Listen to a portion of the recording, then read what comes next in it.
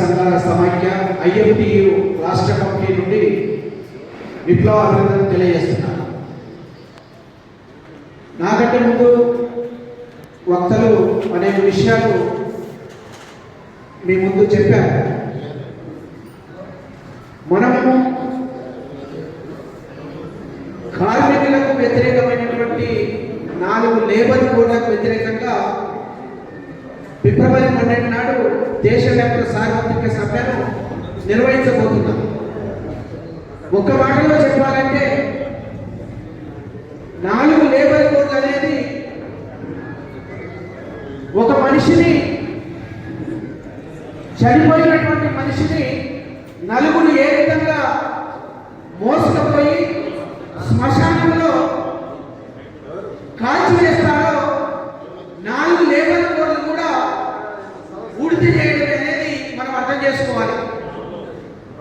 ప్రపంచంలో ఏ నాయకుడు కూడా మాట్లాడనన్ని అబద్ధాలు నరేంద్ర మోడీ మాట్లాడతారు. ఈయన ప్రతి చట్టానికి, ప్రతి పథకానికి అందమైనటువంటి పేర్లు మన ముందు ప్రవేశపెడతాడు.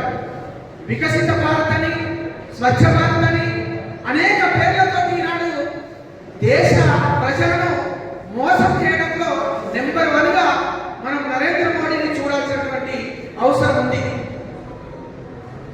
పారిశ్రామిక విప్లవం నుండి, చికాగో కార్మిక వర్గ పోరాటాల నుండి అనేక వీరోచితమైనటువంటి పోరాటాలు నిర్వహించి అనేక త్యాగాలకు, బలిదానాలకు బలైనటువంటి చరిత్ర ఈనాడు దేశ కార్మిక వర్గానికి ఉంది.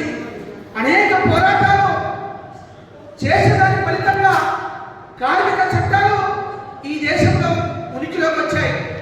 ఈ కార్మిక చట్టాలను నామరూపాలు లేకుండా కార్మిక వర్గం కట్టు బానిసలుగా యాజమాన్యాల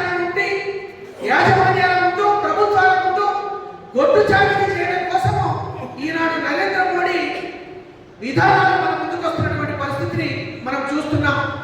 అందుకే ఈ దేశంలో సుమారు 40 కోట్లకు పైగా ఉన్నటువంటి కార్మిక వర్గాన్ని నయవంచనకు చేయడానికి కూడుకుంటున్నటువంటి పరిస్థితులను మనం చూస్తున్నాం. ఈనాడు 5% ఉన్నటువంటి సంఘటిత రంగం పెద్ద ఎత్తున ఈనాడు అసంఘటిత రంగంలో కార్మిక వర్గం మన ముందున్నది. అసంఘటిత రంగంలో లేదు, సంఘటిత రంగంలో 40 కోట్లకు పైగా ఉన్నటువంటి భారత కార్మిక వర్గాన్ని కట్టుబానిసలుగా దోపిడీకి, శ్రమ దోపిడీకి గురి చేయడానికి తీసుకొచ్చినటువంటి 4 లేబర్ కోడ్లు ఈనాడు దేశ కార్మిక వర్గానికి నష్టకరం అనేది మనం అర్థం చేసుకోవాలి. ఈనాడు పిడికడి మందిగా ఉన్నటువంటి పెట్టుబడిదారులు, బడా కార్పొరేట్ శక్తులు, అంబానీ, అదానీ లాంటి పెట్టుబడిదారులకు ఈ దేశంలో ఉన్నటువంటి సకల రంగాలలో ఉన్నటువంటి సంపదను కొల్లగొట్టుకోవడానికి, దోచుకోవడానికి గేట్లు బాగా తెరవడంలో భాగంగానే ఈ 4 లేబర్ కోడ్ అనేది మనం అర్థం చేసుకోవాలి.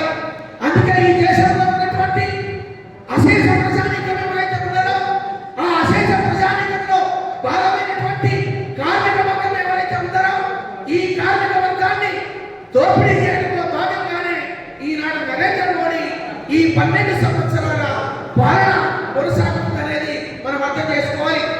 అందుకే ఈ దేశంలో ఉన్నటువంటి ప్రజల కోసం, కార్మికుల కోసం, రైతుల కోసం, పేదల కోసం, కష్టజీవుల కోసం ఈ నరేంద్ర మోడీ వద్ద ఎజెండా లేదు. కేవలం పిడికడి మందిగా ఉన్నటువంటి పెట్టుబడిదారులకు, సామ్రాజ్యవాదులకు ఊడిగం చేసి బడా కార్పొరేట్ శక్తులకు ఈ దేశ సంపదను కొల్లగొట్టుకోవడం కోసమే ఈయన దగ్గర ఉన్నటువంటి ఎజెండా అనేది మనం అర్థం చేసుకోవాలి. అందుకే ఈ దేశంలో కార్మిక వర్గం పోరాటాల్లోకి వస్తున్నారు, రైతాంగం పోరాటాల్లోకి వస్తున్నారు, ప్రజలు పోరాటాల్లోకి వస్తున్నారు, ఉద్యోగులు పోరాటాల్లోకి వస్తున్నారు. మొత్తంగా ఈనాడు దేశవ్యాప్తంగా అనేక ప్రాంతాలలో చెప్పుకోదగ్గ కార్మిక వర్గ పోరాటాలు, రైతాంగ పోరాటాలు మన ముందు కనబడుతున్నటువంటి పరిస్థితి ఉంది. అందుకే ఈ 4 లేబర్ కోడ్లు అనేది కార్మిక వర్గానికి నష్టకరమైనటువంటివి, యాజమాన్యాలకు అనుకూలంగా శ్రమ దోపిడీని యథేచ్ఛగా చట్టబద్ధంగానే శ్రమను దోచుకోవడానికి ఈనాడు నరేంద్ర మోడీ ఈ 4 లేబర్ కోడ్ తెచ్చాడనేది మనం అర్థం చేసుకోవాలి. అందుకే ఫిబ్రవరి 12 తారీఖు నాడు జరగబోయే చారిత్రాత్మకమైనటువంటి దేశవ్యాప్త సార్వత్రిక సమ్మె అనేది ఈ నరేంద్ర మోడీ కార్మిక రైతు ప్రజా వ్యతిరేక విధానాలకు వ్యతిరేకంగా సాగే సార్వత్రిక సమ్మెగా మనం భావించాల్సినటువంటి అవసరం ఉంది. ఈ సమ్మె ఆశావాసిని కాదు. ఇప్పటి వరకు జరిగింది ఒక ఎత్తు, రేపు జరగబోయే కార్మిక సమ్మె అనేది మరొక ఎత్తు అనేది మనం అర్థం చేసుకోవాలి. అందుకే 4 లేబర్ కోడ్ల ప్రమాదం అనేది కార్మిక వర్గానికి కొట్టొచ్చినట్టు కనపడుతుంది.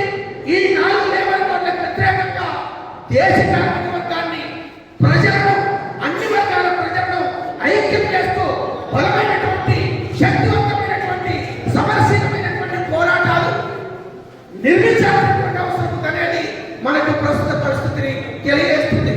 ఆ వైపుగా భారత కార్మిక వర్గం ఏదైతే ఉందో నయవంచనకు, దోపిడీకి గురవుతున్నటువంటి పరిస్థితి, ప్రమాదకరమైనటువంటి పరిస్థితి ఏదైతే ఉందో దీన్ని మనం అర్థం చేసుకోవాలి. ఆ వైపుగా కార్మిక వర్గాన్ని ఐక్యం చేస్తూ ఈ నరేంద్ర మోడీ సాగిస్తున్నటువంటి బడా కార్మికులకు అనుకూలమైనటువంటి పెట్టుబడిదారులకు కొమ్ములాసే విధానానికి వ్యతిరేకంగా భారత కార్మిక వర్గాన్ని మనం సంఘటితం చేయాల్సినటువంటి అవసరం ఉంది.